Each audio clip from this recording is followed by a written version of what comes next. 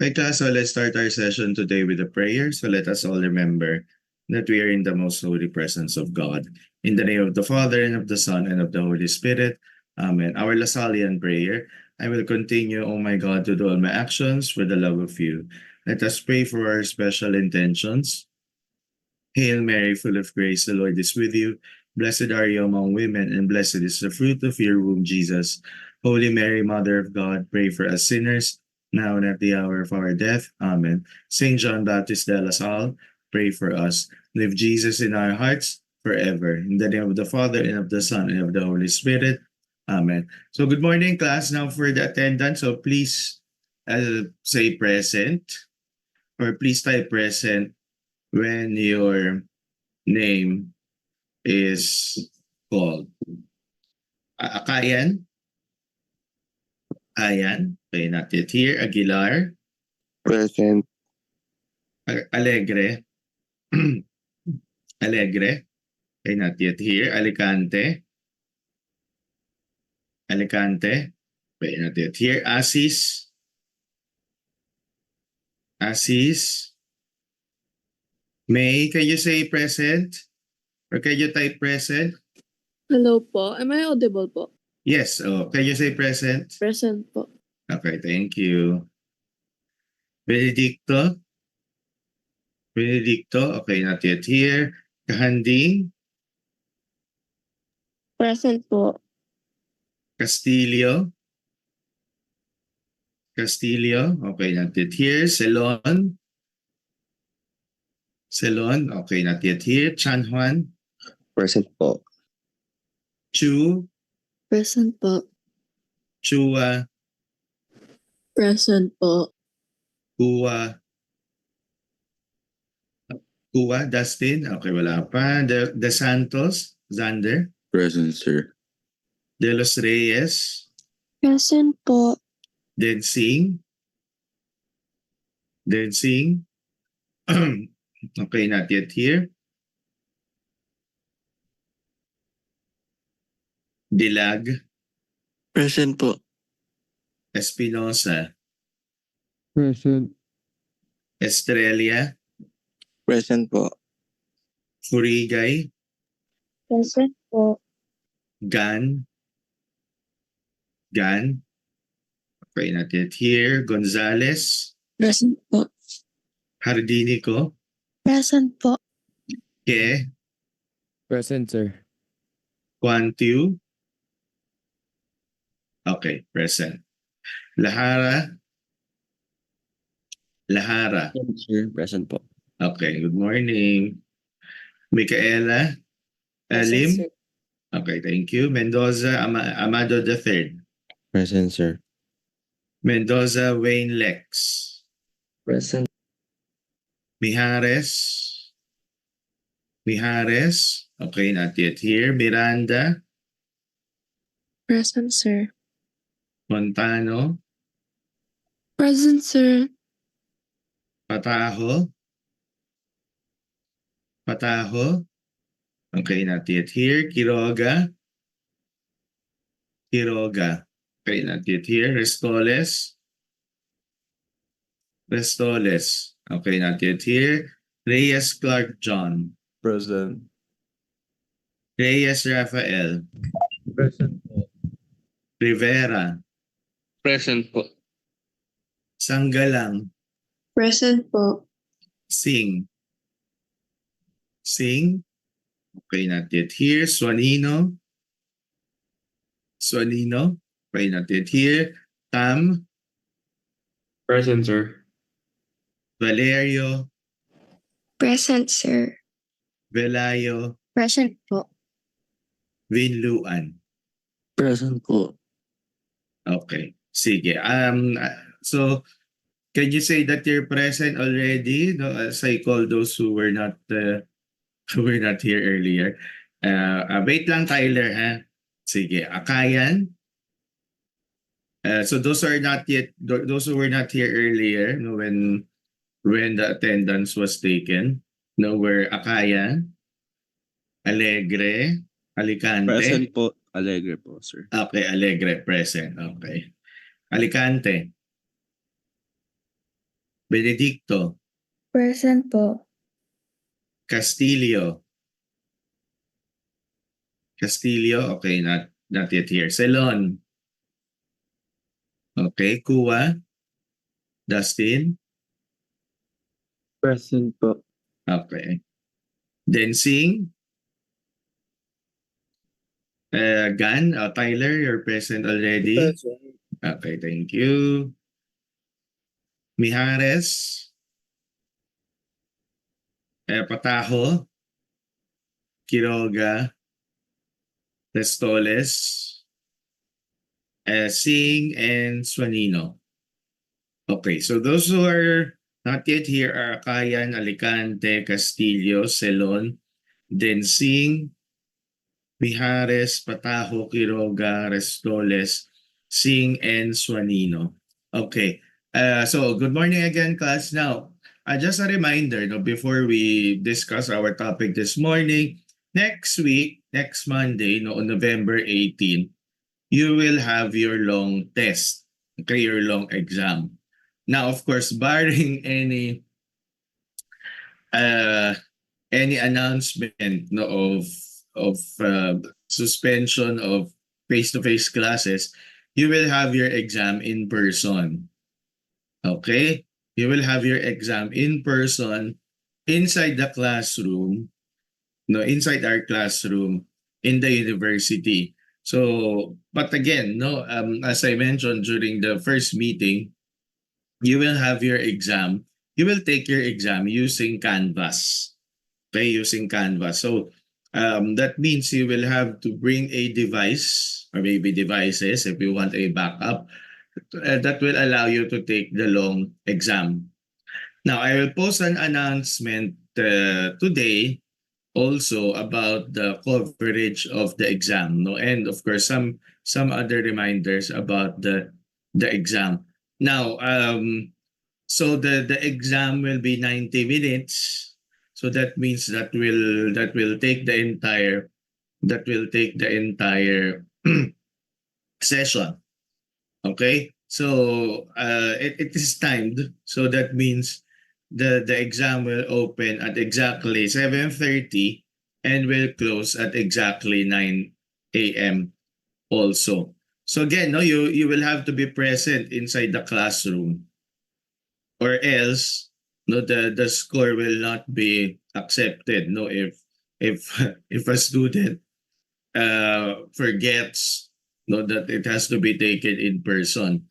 Okay, so do you have questions so far about the long exam? Now, with regard to the coverage, I will post an announcement again later, no, today, about the coverage. Now, with regard to the type of exams, type of tests, um, the questions will just be multiple choices and true or false questions. Okay? How many attempts? 2. Maximum of 2. And you'll not be allowed to leave the classroom unless you take 2 attempts. No, because I've had the unfortunate experience of some rather, shall we say, cheeky students, who took a first attempt, then said, "Sir, I'm already done." No, we're already done. Tapos doon, lumabas sila ng classroom, tapos mukhang nag-take ulit ng isang attempt. Di ba? So, meron kasi nag-report, no, sa akin na, "Sir, meron nag-exam dun sa labas." Okay, so you'll not be allowed to leave the classroom unless you take 2 attempts. Okay? Sige, o yan. So to answer your question, how many attempts? 2. 2 attempts. Okay? Ayun. So, again, no, so do you have more questions about the exam? The long exam? So if you have questions, just ask, no? Feel free to ask. Okay? Ayun. So without further ado, so let's discuss our topic this morning, which is about our independent our independent country already, no? Independent Philippines. Okay, ayan. Aliyah, present ka na. Okay. Now, by a show of hands only, class, who among you still take the jeep or the jeepney? O by a show of hands only, or raise your hands please if you're still taking the jeepney now. Or hindi kayo nag-jeep. Ayan, so tatlo lang. Arman, Timothy, and Carlos. So kayo tatlo lang nagtitake, still lang jeepney. Okay, since kayo lang yata tatlo ang nagtitake no ng jeepney. Okay, so you can lower your hands. Thank you. Now, Timothy, what do you think of the jeepney? Be honest. Now. Would you want to modernize, quote unquote, the jeepney? Yes po, sir. Kasi Kasi medyo luma na po. okay, luma na, totoo naman, 'di ba? Luma na siya. No, totoo. No? So I personally, no, I'm also in favor of the modernization of jeepneys. No, modernization of jeepneys because as Timothy rightly said, no, they're already old. No, they're already old. Now, Armand, what do you think? Thank you, Timothy. How about you, Armand? What do you think? Ayan, sabi ni Armand, I hate it. It's a terrible system. It causes traffic everywhere. O, di ba, Armand? Especially, Armand, where can people get off when they ride jeepneys? Di ba? Parang wala, di ba? Parang anywhere. Di ba? Say, para. Di ba? So, para, no? So, kahit saan, pwedeng bumaba, no? Ang isang tao, no? So, yes. Actually, Armand, I also, I'm not rather fond, no, of the jeepney. It's true, no? It's a terrible system. How about you, Carlos? Thank you, Armand. I think ako din po in favor of jeepney modernization since parang mas ma-minimalize yung risk na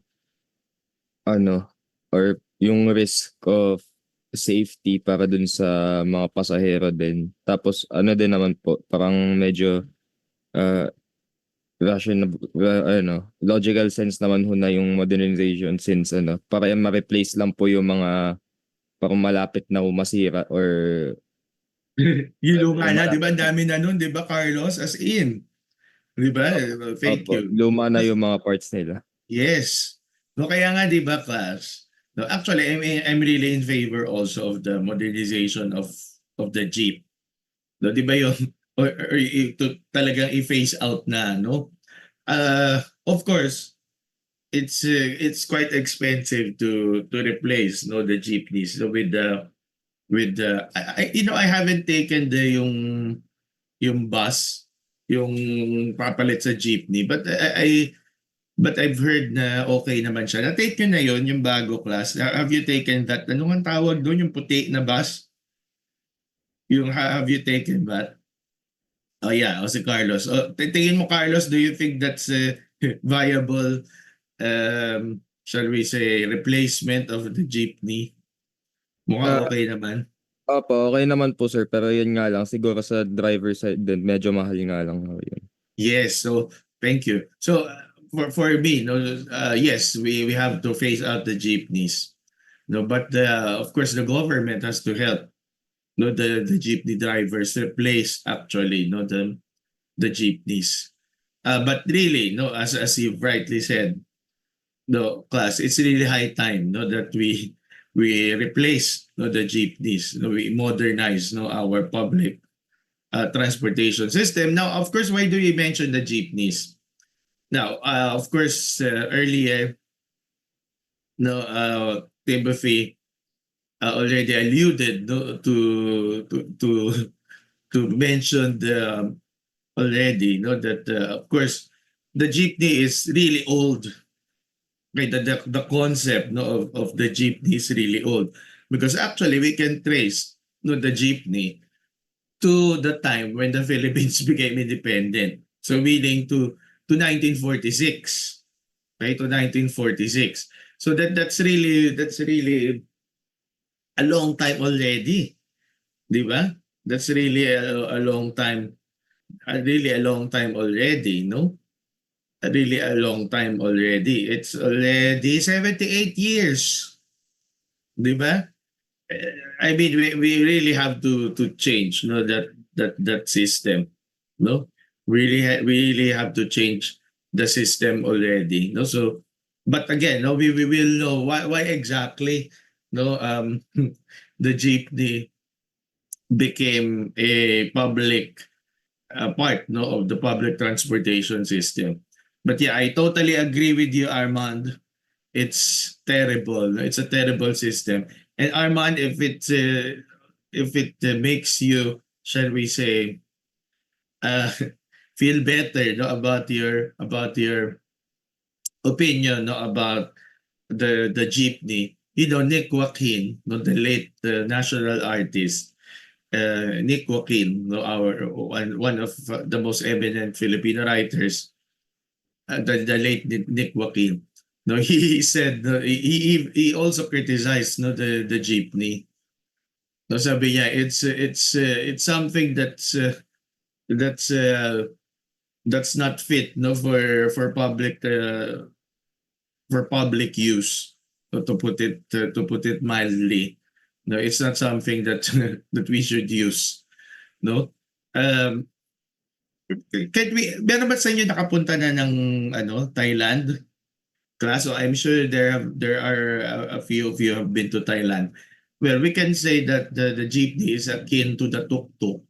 But of course, the tuk-tuk is it's like a tricycle, hindi naman siya yung jeepney, di ba? So it's it's not even like the jeepney, no, but kind of like the jeepney as well. Okay, so thank you, no, for your answers. Now let's go to why, no, the jeepney became part, no, of the public transportation system, no, of the Philippines in the first place. Now, of course, just to review, of course, at the end of the war, we saw, no, last time that of course the damage done by the war was extensive, no. So if we look at this picture, this illustration shows us what Intramuros looked like at the end of the Second World War. Okay, so almost all buildings in Intramuros were destroyed. Now the only one that remains of the old Intramuros is this church here, no, sa upper right, no, that we can see in the upper right part, no, of the picture, and that of course is San Agustin Church. Okay, San Agustin Church. Now, of course, the Philippine government, the Commonwealth government, since of course it was still Commonwealth of the Philippines, no, had a huge problem. No, was facing a huge problem because of the devastation brought by the war. Okay, because of course infrastructure was in shambles, no, just like here, no, shown in this picture, and production was a standstill. And of course, one complicating factor was there was no money. Okay, there was no capital to finance the rebuilding and replacing of farms, factories, and equipment and infrastructure destroyed by the war.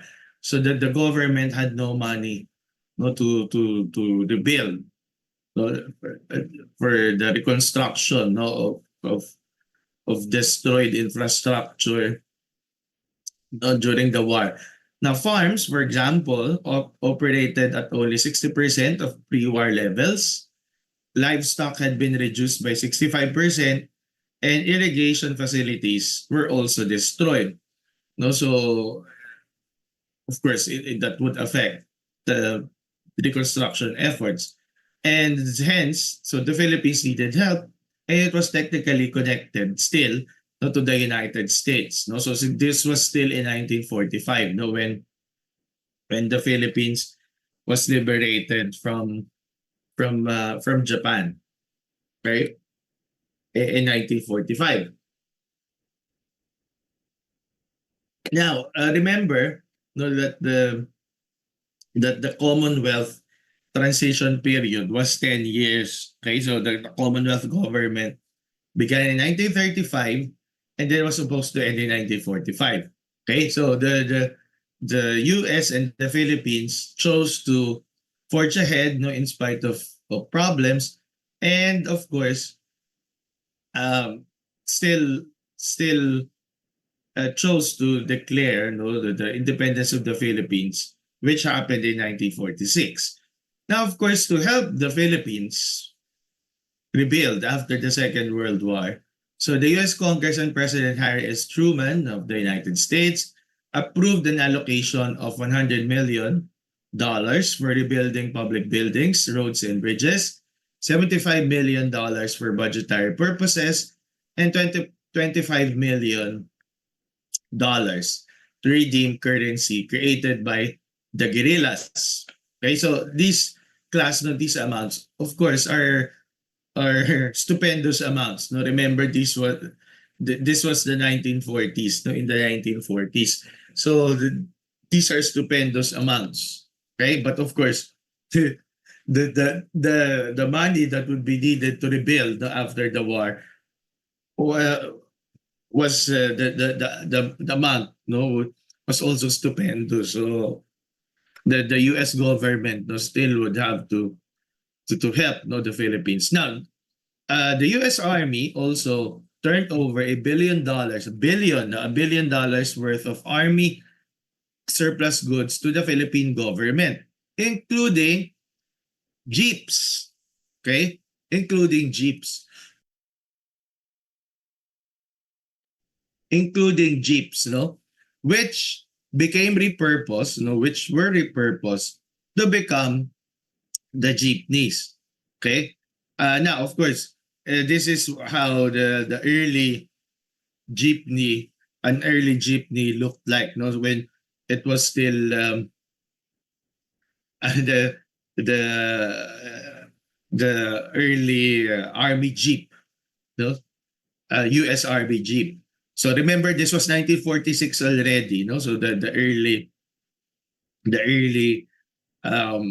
jeeps, no? The early jeepneys, no? O class, mapapansin nyo, meron ng sabit no 1946, nakasabit na this young boy, no? Sumasabit na siya, no, dun sa likod, no? Meron ng 1946, meron ng sabit, ayan, no, di ba? So again, no, 78 years old na ang jeepney, no, as a public part of the public transportation system. It's really high time, no, to phase them out. No, sabi nga ni Nick Joaquin class, no, yung extolling the jeepney, no, as folk art, quote unquote, does not really cover the inconveniences, does not really make up for the inconveniences caused no by the jeepney. No, so of course, class, no, I'm not denigrating our jeepney drivers, but even they actually deserve not better vehicles, no, to use, no, not the old jeepneys already. No, ano na siya, totoo talaga yung sabi mo, Armand, no, it's a terrible system, no. It's a terrible system. I don't like it as well. Now, and to continue, so the US Congress also approved a bill that provided for free trade between the US and the Philippines for 8 years. And the bill, later known as the Bell Trade Act of 1946, also gave the Americans the same rights as Filipinos to do business in the Philippines, which was, of course, a problem. No, because that would give Americans undue advantage, no, in the Philippines, when in fact they were not Filipinos in the first place. Okay, now of course the US Congress also approved the Tidings Rehabilitation Act, authored by one of the authors of the Tidings-McDuffie Law. And because Senator Tidings, no, came to the Philippines in 1945 to see the damage, and he supported the reconstruction efforts of the Philippine government, and recommended that the US government should help the Philippines. Now, the Tidings Rehabilitation Act provided $620 million to the Philippine government. So $420 million was to pay private war damage claims. So everyone could actually file for war damage claims, and 120 million was to help rebuild our infrastructure as well. Now, of course, there was a caveat which put the Philippine government in a very difficult situation, because the U.S. government said that no more than $500. No, $500. No, yan, I put it in bold. So that's not the typo, class. So $500, no more than $500 could be dispensed before the presidents of the Philippines and the US reach an agreement regarding trade relations. No, so in short, it would not be the support, the financial support that the US would give. Had strings attached. Okay, had strings attached. No, so they were not given out of the goodness of the hearts, of the Americans, really. So there were strings attached. No, do you have questions so far? Okay, so please ask questions, if you have questions. Now, of course, Manuel Rojas, as seen in this picture, was elected president of the Philippines in 1946 after defeating Sergio Osmeña. Now, of course, one thing that was in Manuel Rojas's favor was he campaigned, whereas Sergio Osmeña did not. Oh, by the way, class, Manuel Rojas created the Liberal Party. So he used to belong to the Nacionalista Party, just like Osmeña. But he belonged what they called the liberal wing of the Nacionalista Party, which eventually became the Liberal Party. So it was a breakaway group, really, the Liberal Party of the Nacionalista Party. Now, on July 4, 1946, so the Philippines became a sovereign, independent nation. Now, actually, if we look, class, at the way the United States put it, the United States said that the U.S. recognizes the independence of the Philippines. So it was not the U.S. granting the Philippines independence. It was recognizing the independence of the Philippines. Now, class, what's the significance of July 4 or the 4th of July? Why July 4? It was the Americans who actually chose this date, July 4. O bakit July 4? Anyone? Okay, yes, Tyler. Because shockingly, apparent coincidence, it's also the American Date of Independence. Okay, thank you. Very good, Tyler.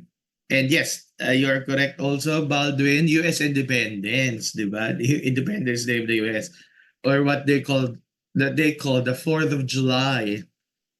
Also, the U.S. deliberately chose July 4 as the date to set the Philippines free. So in short, that would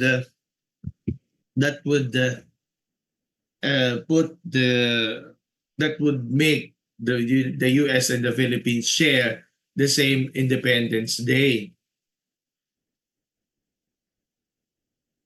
no, the same Independence Day. No, but of course, later that would be changed. Of course, we don't celebrate July 4 anymore, no, but rather June 12, no, which we will talk about in a while again.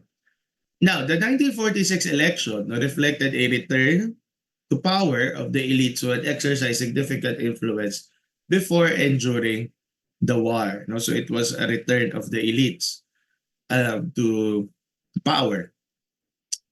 No, now, of course, one criticism that was leveled against those who served in Congress at the before the war.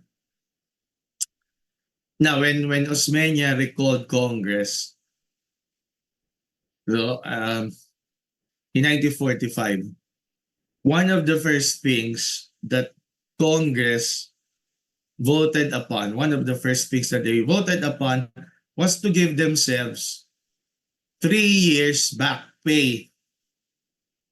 Okay, meaning retroactively from the beginning of the Japanese occupation, no?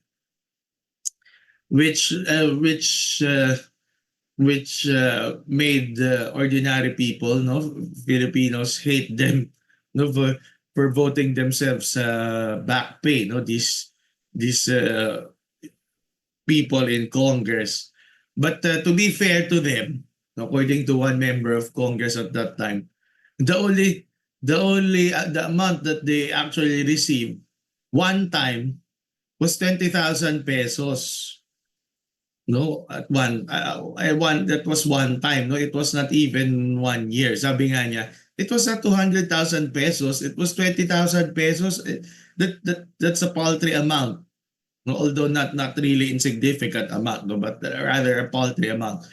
And that delegate said, whose name escapes me now. Sabi nga niya, we had nothing, no, just like most Filipinos at that time, we had nothing, no, at the end of the war. Sabi nga niya, the only things that Sergio Osmeña gave them at that time, according to him, was a set, no, of khaki clothes. No, kasi yung color na khaki, no, KHAKI. No, na kaya nga sabi niya, it was as if daw it became one set lang yun, ha, sabi nga niya, one set, which became like a uniform of Congress, no, members of Congress, because everyone wore that set of khaki clothes. No, kaya nga sabi niya, it was not as if that they voted themselves to get like 1 million or even 200,000 pesos yearly. No, sabi nga niya, no, they only had 20,000 pesos. No, they only got 20,000 pesos. No, which was a paltry amount actually. Now, of course, also the election demonstrated a backlash against the elites. Again, because of that perception that they were self-serving by voting themselves back pay. And that made possible the ascendancy of the Huk movement. Remember the Huk Balahat, which was created, a guerrilla movement that was created to fight against the Japanese during the war, no, and the occupation. And the Huk emerged as a communist organization, no. So, and Luis Taruk and other Huks were elected to Congress at that time as well, no, but later they were actually prevented, no, from serving in Congress because of their communist ideology. Now, on September 7, 1946, President Rojas announced amnesty for those who killed and murdered in the cause of resistance against the Japanese, but the amnesty was not extended to the Huks. So meaning the Huks were deemed guilty. No, were deemed guilty. Now, President Rojas signed the Beltrade Act of 1946, which gave Americans equal rights with Filipinos to quote, no, to own mines, forests and natural resources without granting Filipinos the same privileges in the United States, which again, class, was undue advantage to the Americans. Now, of course, President Osmeña vehemently opposed the Belt Trade Act because he said it was a nullification of the independence of the Philippines, really, because that again would give the Americans a due advantage.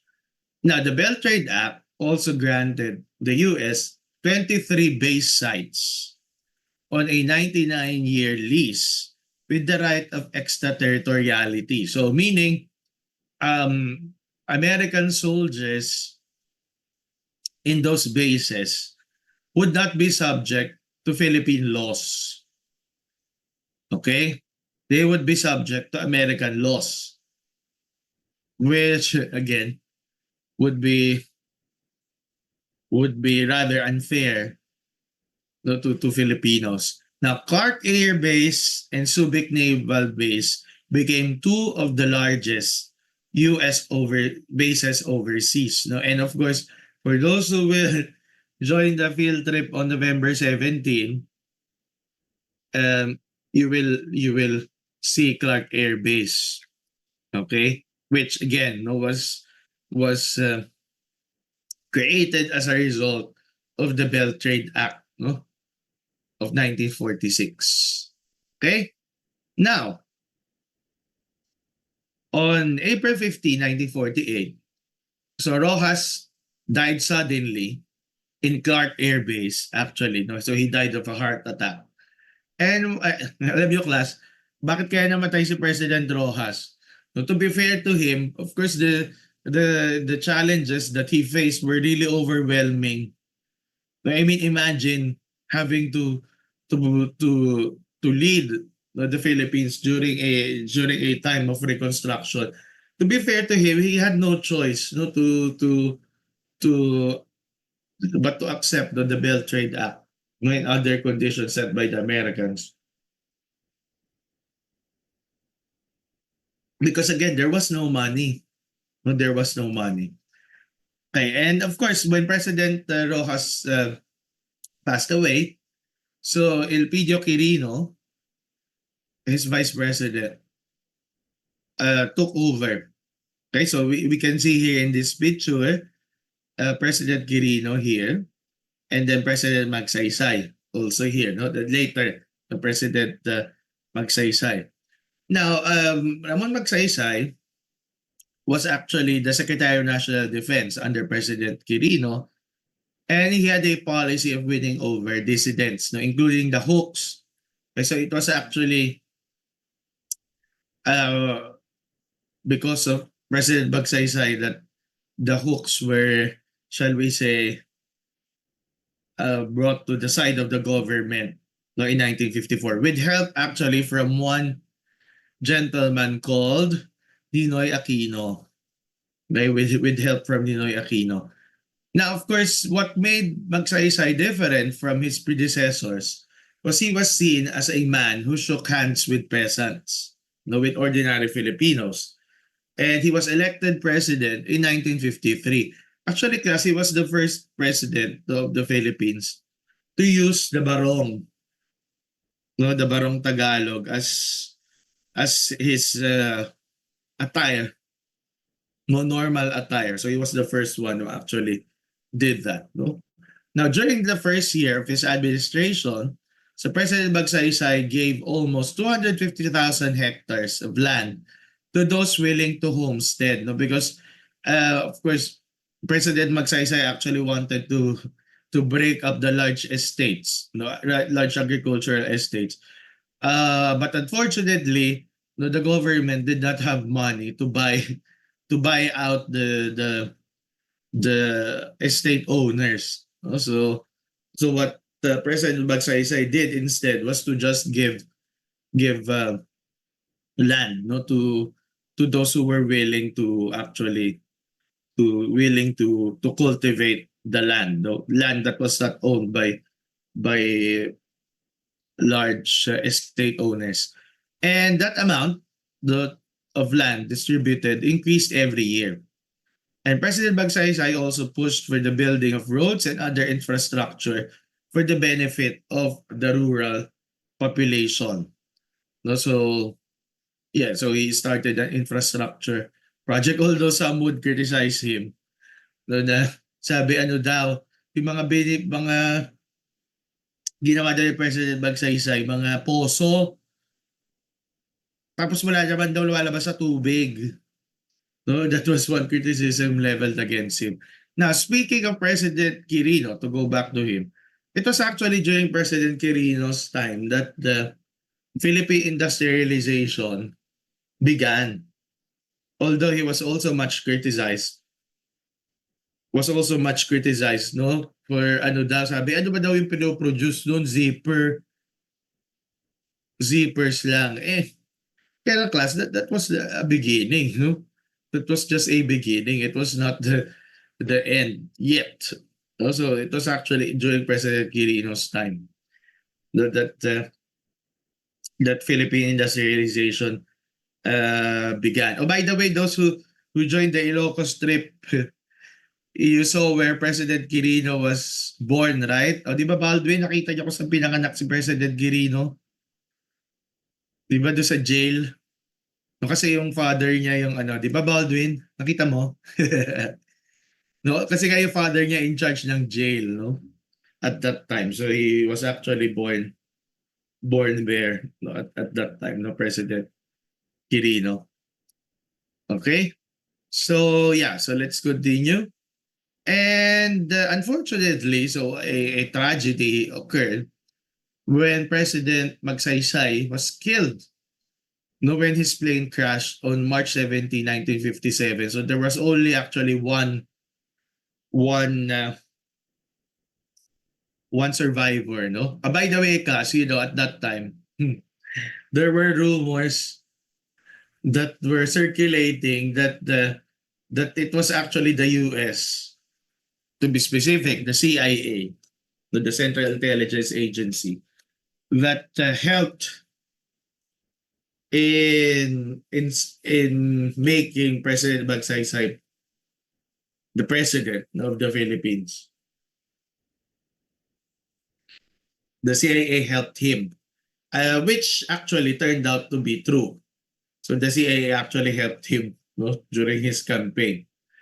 And of course, when President Magsaysay was killed, Vice President Carlos P. Garcia completed the term of Magsaysay.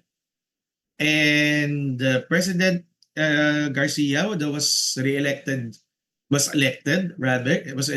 president in November 1957. But Diosdado Macapagal of the opposition Liberal Party won. And this was, class, actually the first time that the president and the vice president belong to different political parties. Okay?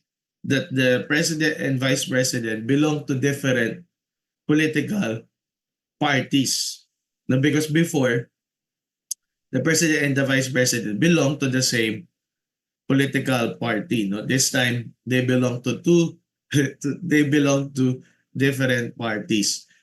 Now, President Garcia initiated a series of programs in an attempt to restrain government spending and bring about Philippine economic independence from economic domination. So he actually, class, he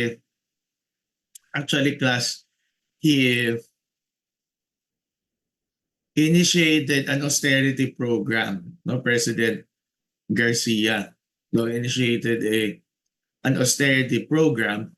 I remember, class, no, one high school student at that time, in the 1950s, told me, no, because she graduated in 1958 from St. Joseph's College of Quezon City. Sabi niya, pinakita niya yung kanyang actually nakita ko rin yung hindi niya pinakita pala, no, but I saw. Pero sabi niya, yung yearbook daw nila ring bound. Kasi austerity daw, kailangan daw lahat should be should be practicing austerity, no, at that time. So ano daw, kailangan daw magtipid, no, at that time. So kaya nga sabi, ano ba naman daw yung yearbook nila, ring bound.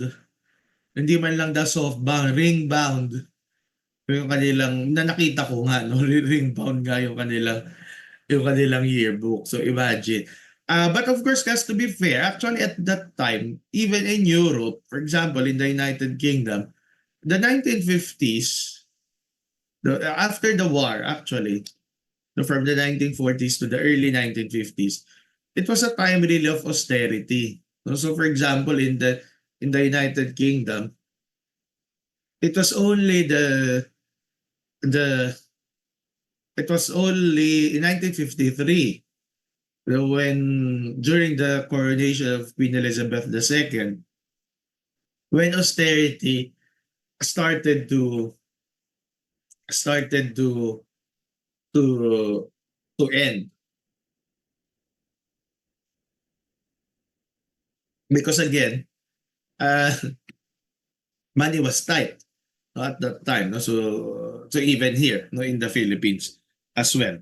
Now, President Garcia also encouraged Filipinos to buy Filipino-produced goods under his Filipino first policy, which encouraged Filipinos to buy Filipino-produced products when they had a choice between imports and domestically produced products. Okay?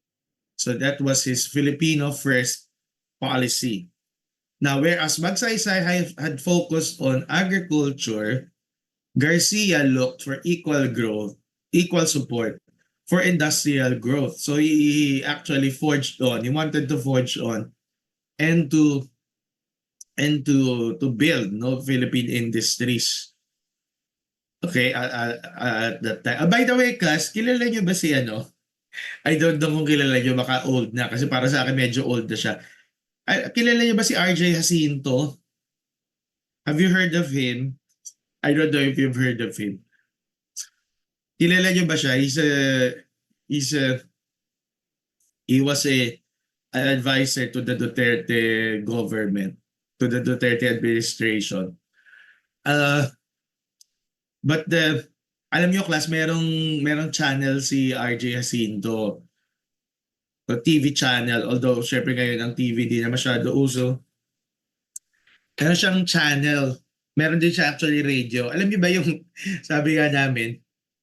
Yeah. Tama yun, Carlos. Okay, siya yung may-ari ng RJ Guitars. O yan, tama. Siya yung may-ari ng RJ Guitars.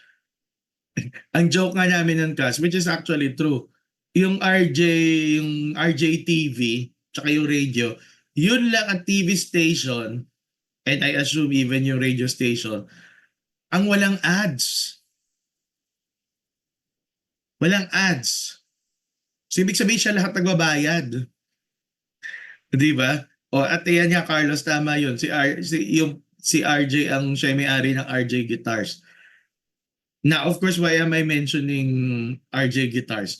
Because it was actually the Jacintos, his family, that actually was one of the first companies, no, yung Iligan Steel nila, no, later yung Jacinto Steel. Yung Iligan Steel Mills in Mindanao. That was the first steel mill in the Philippines. Okay, one of the first industries, no, that was one of the first industrial companies created, no, in the Philippines. So it forged the way, so to speak, no, to the industrialization of the Philippines. No? So yun ang origin ng wealth ni RJ Jacinto. No? Kaya meron siyang RJ Guitars, no, dahil do sa Iligan Steel. No? Meron silang, and again, because of the industrialization project of President Garcia. Ang sabi nga, class, siguro ko hindi, kaya lang, yun na nga sabi ko nga, di ba? Sometimes it's difficult to answer the what if in history kasi nangyari na. Pero sabi nga, siguro kung nagtuloy-tuloy yung ating industrialization from the time of President Garcia in the 1950s, the Philippines would have been like Korea, South Korea now, no, a rich industrialized country. No, but unfortunately, it was his vice president, no, who wanted to not continue with not focus on industrial growth, no? Kasi ang criticism nila kay President Garcia, yan sila Macapagal, puro daw industries, paano naman daw yung agriculture? Paano naman daw yung agricultural sector? But of course, they forgot that of course when industries no have been created, the agriculture would also would benefit, no, would benefit as well, no, after, di ba? So ano na, no, mas better na actually, no, ang mangyayari sa agriculture. By the way, this is President Bagsaysay and this is then Vice President Carlos P. Garcia. Now, as I mentioned, the President Garcia's policies alienated many individuals and groups, including government officials, people who had come to expect government funding, and those who thought he had turned his back on Magsaysay's legacy, especially on focusing on agriculture, the agricultural sector. So ito si President President Macapagal, ito si President Garcia, no, sa kanyang on the right here. Okay? So they criticized President Garcia for focusing on agriculture. And of course, foreign businesses were not happy with President Garcia's Filipino first policy, no, because again, it adversely affected them. And one factor that actually contributed greatly to President Garcia's defeat, no, in 1961 was he gave Vice President Macapagal little to do because he belonged to the opposition, which of course essentially gave Macapagal 4 years to campaign around the Philippines. Now, of course, traditionally, class, the Vice President was made Secretary of Foreign Affairs traditionally. But President Garcia did not give Vice President Macapagal any cabinet position, which again essentially gave Macapagal 4 years to campaign, no, around the Philippines, which allowed Macapagal to become president in 1961 because also of the perceived corruption of the Garcia administration, no, and the soaring prices of commodities also at that time, no, at that time as well. Now, President Macapagal, seen here, no, with his wife, Eva Macapagal. O, kilala nyo ito, class? Kilala nyo ito nandito sa left? Kilala nyo itong little girl na ito? Just by looking at her face, sino siya? Class, just by looking at her face. Kilala nyo ba itong girl na ito? This little girl who would later have a... Okay, sige, Julia, sino po siya? Sir, is that Macapagal? Ay, ano? Sino? Si O, tama. Gloria? Okay, yes, si Gloria yan. Thank you, Juliana. O, si Gloria yan, no? Di ba remember, she's the daughter of President Macapagal, no? So si Gloria Macapagal Arroyo. So yan, no? Now, thank you, Juliana. Now, President Macapagal promised to strengthen the moral fiber of Filipino society through what he called formal modes of reform and to set an example of what he said were the values of honesty, uprightness, and simple living. And this promise caught the imagination of the Filipino people. However, because of the extravagant lifestyle of Macapagal and his wife, the promises seemed hollow, unfortunately. No? But let's remember the Macapagal administration for two positive actions. So the first one was the land reform program that he initiated through the agricultural land reform code, which sought to establish and encourage the formation of family-sized farms. And the second was changing in 1961 the Independence Day of the Philippines from July 4 to June 12. Okay, from July 4 to June 12. Now, of course, class, naging problem nga nun. Wala daw pupunta sa Independence Day celebrations ng Philippines. Kasi saan sila pupunta? Siyempre pupunta sila doon sa US. Diba sa celebrations ng US? Diba kasi nga 4th of July. So sabi ni Macapagal, to be fair to him, palitan na natin June 12. No, so June yung to commemorate June 12, 1898. No? Now of course, as I alluded to earlier, so actually President Macapagal,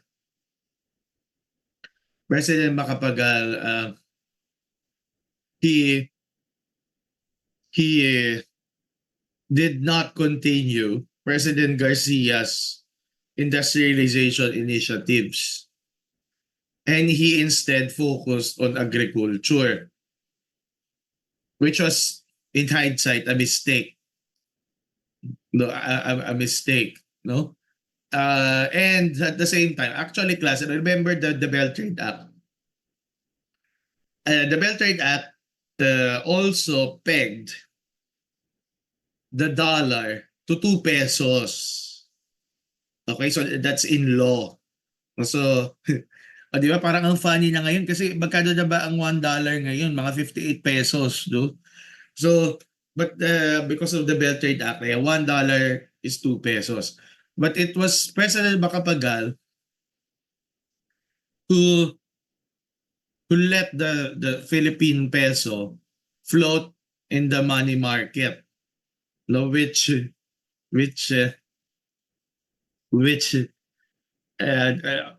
made which plunged also the value of the peso to from $1 to 2 pesos to $1 to 4 pesos. Although yun nga ang funny, di ba? Kung $1 is to 2 pesos, di saya na natin, di ba? Or $1 is to 4 pesos, masaya pa rin tayo dun.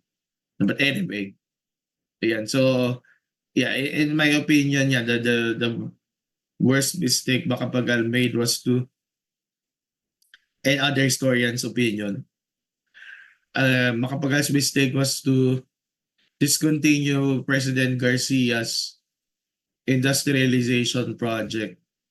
Di ba? Imagine kung naging para South Korea na tayo ngayon, di ba? Mas mayaman pa siguro tayo sa South Korea ngayon. Di ba? Malamang. Now, of course, the Macapagal administration faced a significant problem of midnight appointments. So meaning appointments done by the outgoing president. And in this case, President Garcia had appointed 200 supporters before he left office and their friends to positions in the government, including the central bank governorship. And President Macapagal appointed his own governor, which led to a farcical situation in the central bank, where there were two central bank governors who had two separate offices.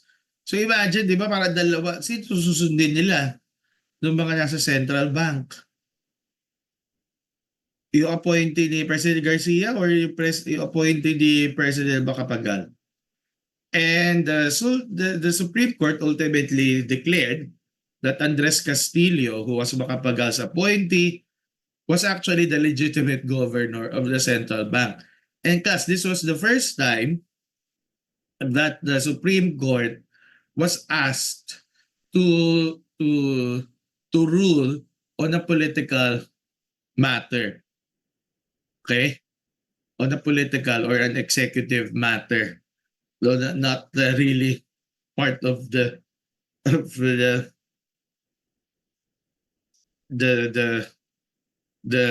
mandate of the judiciary. But yeah, so that began the tradition in Philippine politics that the Supreme Court was a venue to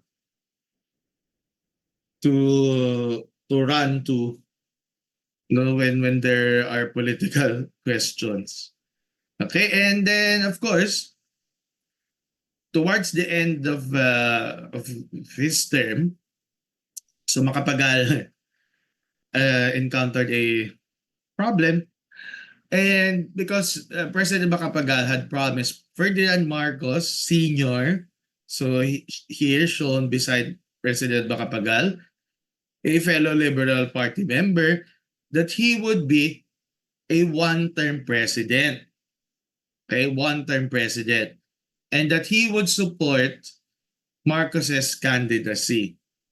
Okay? However, Macapagal decided to run for the election. So breaking his promise, no, to Marcos. And Marcos joined the Nacionalista Party and became its presidential candidate in the 1965 election. Okay? And the main issues at that time that surfaced during that time, the campaign, were rising prices of consumer goods, the problem of law and order, rampant corruption, and smuggling. No? So, of course, some of those can still be seen today, especially the rising prices of consumer goods, di ba? So, lahat naman tayo affected niyan, okay?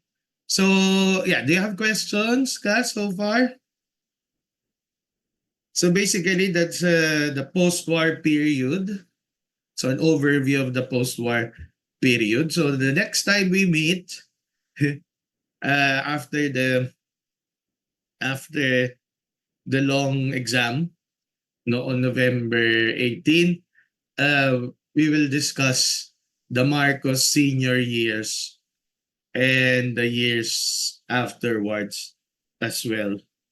Okay, do you have questions? None? Okay, so if you have no questions, so I think we can end, but let's check the attendance again. For those who were not here earlier. Alicante, Castillo,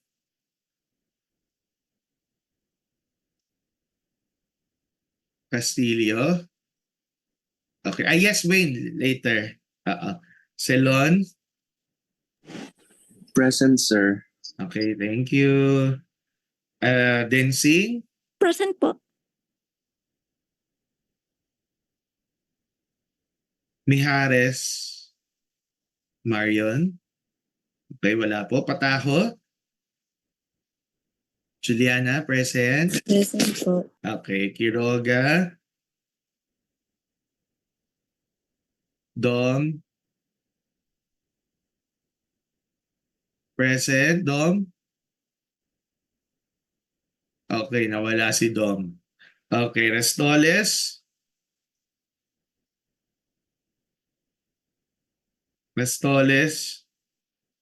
Okay, wala. Sing. Okay, wala rin. Espanino. Present po. Okay, thank you. Si Dom ay na-disconnect siya kasi kanina nag-message siya sa akin. Okay, so those who are not here today are Alicante, Castillo, Mijares, Si Dom ay nag-message. Restoles and Sing. Okay. Do you have questions so far?